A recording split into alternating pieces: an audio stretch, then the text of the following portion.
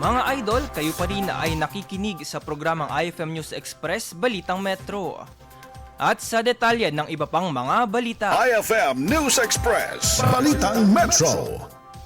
Bilang bahagi ng pagpapalakas ng kahandaan sa sakuna, isasagawa ng Dagupan City ang isang buong araw ng Tsunami Preparedness and Evacuation Planning Initiative bukas, Nobyembre 18. Katuwang ng lungsod ang DOST Volks sa pagdadala ng kaalaman at teknikal na gabay para ihanda ang komunidad sa posibleng pagyanig at tsunami, lalo na kung tumama ang isang malakas na lindol na maaaring manggaling sa Manila Trench. Sa isang senaryo na tinalakay ng PHIVOLCS, ang magnitude 6.5 na lindol ay posibleng magdulot ng 5 hanggang 7 metrong taas ng tsunami sa Dagupan, isang panganib na kinakailangang paghandaan.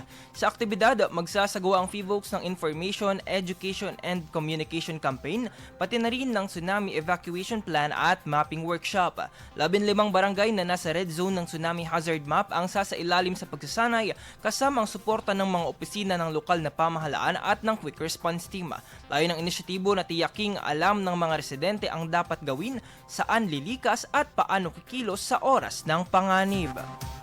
IFM News Express Balitang Metro. IFM News. IFM News. IFM News.